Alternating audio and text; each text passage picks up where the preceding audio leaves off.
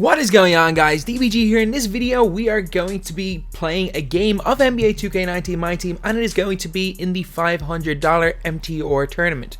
So I will leave a link to the Twitter page that's running the tournament in the description, and basically it's going to be, well, this may be the last tournament to 2K19, probably won't be, so give the Twitter page a follow anyway, and you can be updated on any of the games that are going on. And yeah, so this is a last 32 round game. We managed to get a bye into the last 32, and we are playing as the guy Joseph Sito, who's a really good player. He actually beat one of the very good Twitch streamers, Jada God, by like 30 points, or Jada Guard by like 30 points. And yeah, I wasn't really looking forward to it too much. And also there was a salary cap on squads for this tournament. So basically it was 5 points for Galaxy Opal, 4 for Pink Diamond, 3 for Diamond, 2 for an Amethyst, 1 for an Amethyst, and 0 for Ruby or Below, and this is the team I came up with. So yeah, basically to start the game, I'd watched him play a few times. I knew he was going to run through YAO, but I didn't realize how unstoppable YAO was in this game. And this guy also did a really good job of guarding in the post. If you guys have watched some of my other games, you guys know that I've been absolutely dominating, like completely dominating with Arvydas Sabonis, and it was just a little bit different. Like I couldn't do that too much in this game. Sure, I did score quite a bit with Sabonis, but I wasn't able to completely dominate with him. One thing, the way this guy is playing is he was denying everything, and he was also kind of pushing up a lot, which meant that I did get a lot of backdoor cuts, and that was really the main way I was scoring. But from the start of the game, I just really struggled just to stop him scoring. Thurl Bailey missed that 3, which is a little bit crazy because he was hitting contested ones for the rest of this game. But it just seemed like every time he missed a shot, he'd get his own rebound, and it was a struggle. It was a big time struggle to start the game.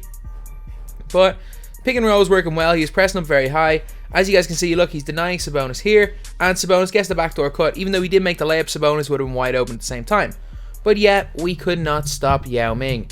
No matter what we were doing, we were pressing triangle, we were trying to body him up. Yao's too strong, he's too big, he's too glitchy. On Play with Friends, it is basically over. So we started off the game quite badly, down 14-6, then 8 points this early. It's never a really good sign. And to be honest, we probably went to Sabonis a little bit too much to start the game because he did a really good job guarding him. His Yao Ming, obviously Yao being 7'6", he's able to contest him even though he's 7'3", and then we almost get a steal, ball drops right back to him, they hit a 3 on us. That was kind of the story of this game, especially as the game went on, as it got later. That really was the story of it.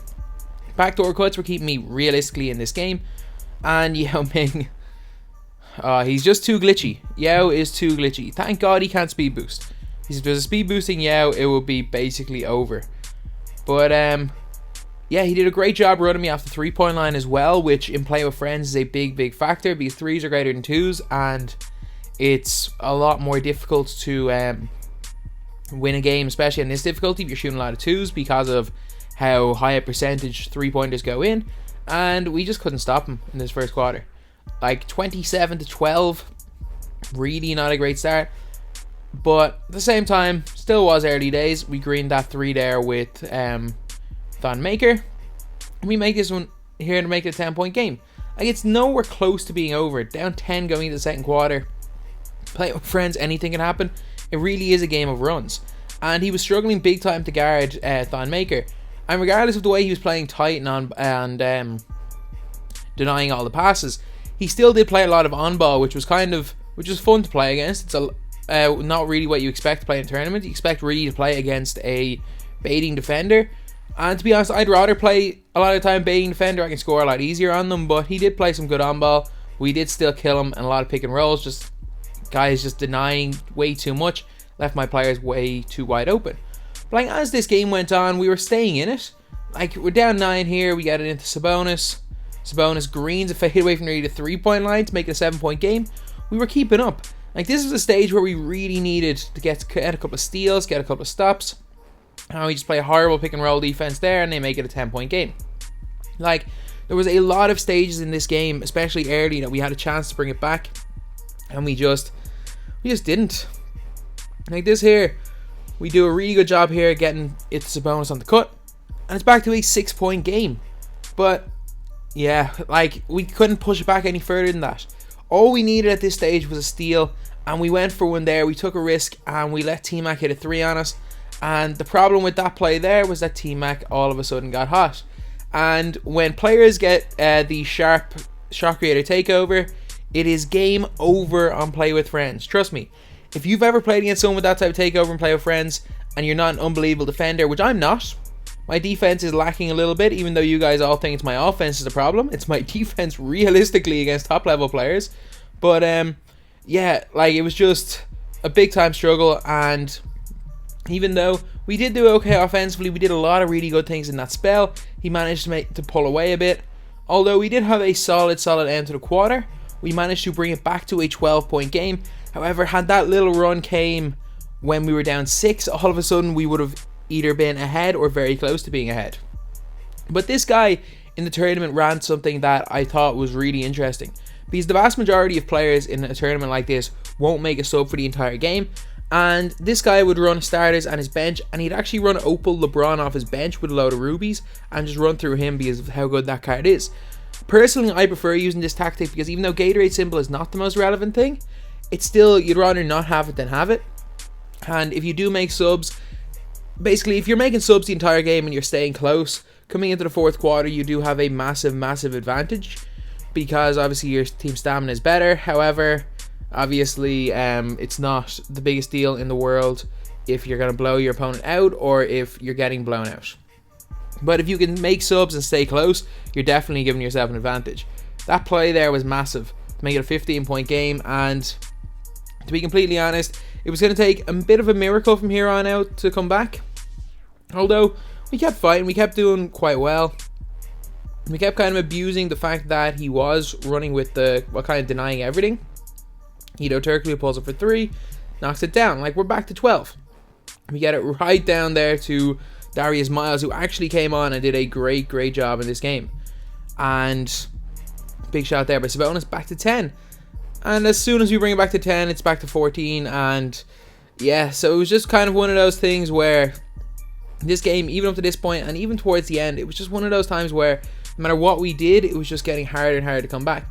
I'm sure we pulled it back to 9 points here, but straight away they go and get their offensive rebound with Yao. Yao goes and puts it in, and we just couldn't stop him. So anytime we got back, he'd just dump into Yao and Yao would score. There was nothing we could do. Like, yes, we played a really solid job kind of abusing the fact that he was playing that denial defense, but it was just, that was what was keeping me in the game. It was never really going to win me the game. I think he would have changed up his defense had I ended up getting a lead. And it was honestly a case of the first quarter I let him pull away. I was chasing the game. I'd bring it back to a certain stage, like when I brought it back to 6 points. He'd then pull away slightly more ahead than he was initially. I'd pull it back, but I wouldn't get quite close enough to the 6 points again, and he'd just keep pulling away. Like, sure, we tied the third quarter, but like tying it wasn't good enough. Sure, we can pull it back to 9 here in the fourth, and it wasn't as if until the very end of this game I felt like there was much in it. I felt like I was just one run away from really coming back into the game. It was just the way this guy was playing, the way he was scoring consistently with Yao, just everything about him. It was just, looking back on the game, I was never really going to come back. He was too comfortable. He was scoring too easily with Yao Ming. I wasn't able to stop him. And even though his defense did leave a lot to be desired, we were scoring very easily.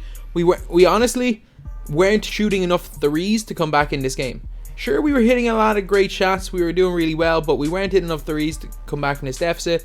And as you guys can see in this gameplay, it was just Yao Ming.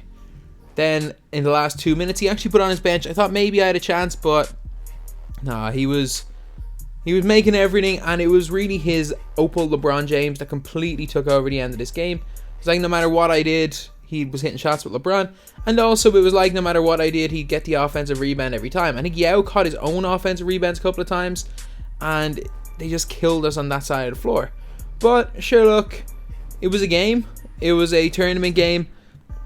When you're playing for $500, you are going to be coming up against some of the best players in the world, so there's no question about that.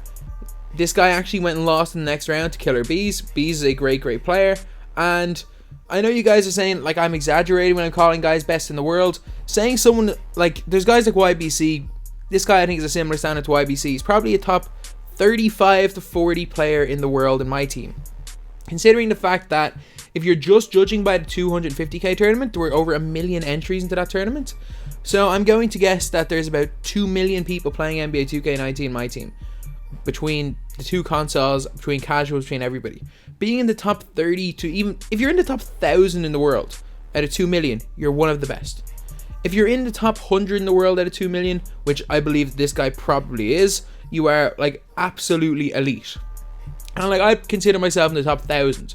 And if you actually just judge it by 2 million and 1,000, and realistically, like I'd probably be better than 99 of every 100 people. But anyway, that's the video. Thank you guys for watching. Please like, comment, and subscribe.